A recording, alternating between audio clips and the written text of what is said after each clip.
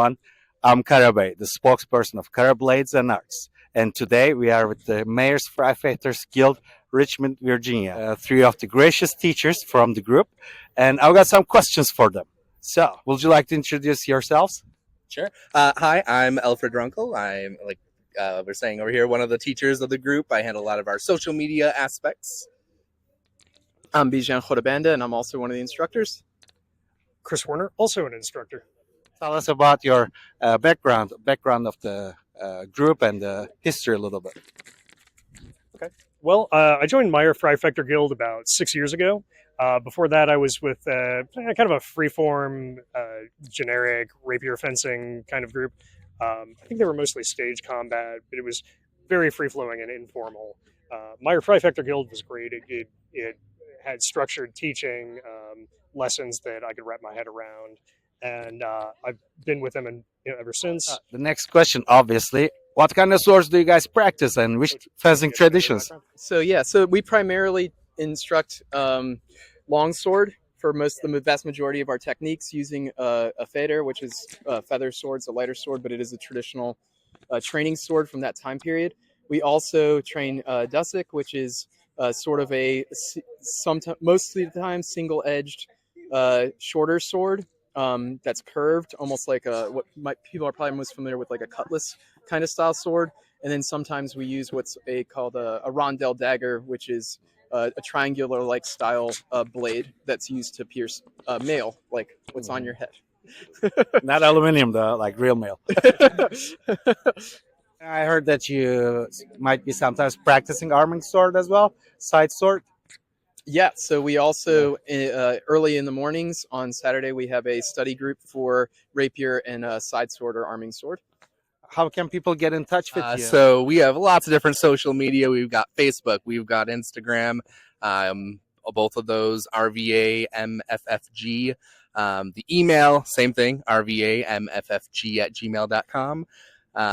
Hit us up on any of those sites. Like Bijan was saying, we practice in the mornings on Saturdays.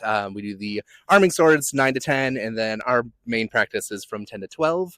And while we still have sunlight in the evenings, we do Thursdays from 6:30 to 8. All of that down at Bird Park. All right. So, and what's the procedure for newcomers? For newcomers, so we ask that you hit us up. We've got a nice little interest form so we can get to know you a little bit better. From there, we'll shoot you an email asking what date works best for you. We are free, so don't have to worry about any kind of payments of any kind. And we'll get you to sign a waiver, make sure you're accumulated. We'll talk about the history, we'll talk about the swords, and get you going from there. All right.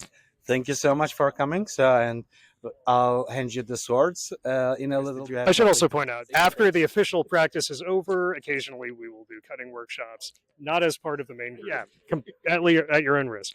That's right. So I'll be responsible.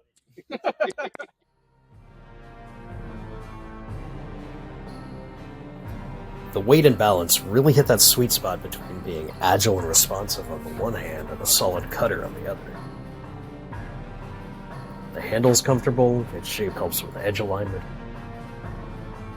And I love the aesthetics of the slightly leaf-shaped blade and the double fold. It's a fun sword.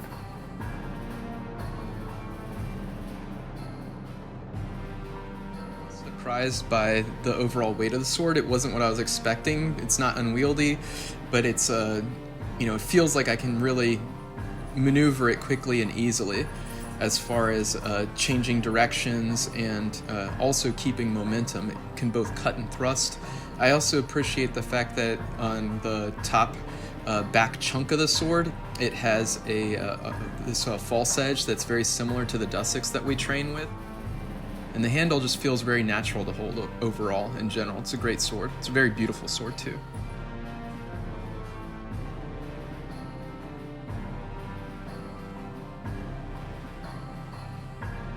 The first thing I definitely noticed about this blade was how great the handle felt.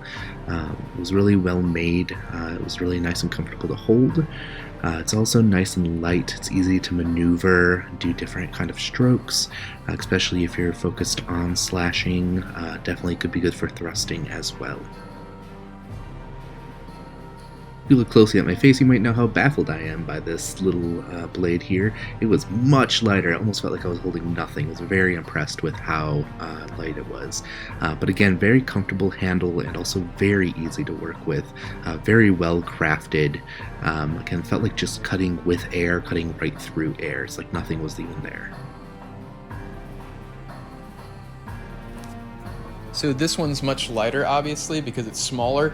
It feels almost like a messer size, like a really long knife that makes it a little bit more portable, a little bit more manageable as far as like, you know, taking it somewhere or traveling with it. I also really like the knuckle guard. It's just a nice touch to help with the balance and feel a little bit safer as far as your knuckles are concerned, because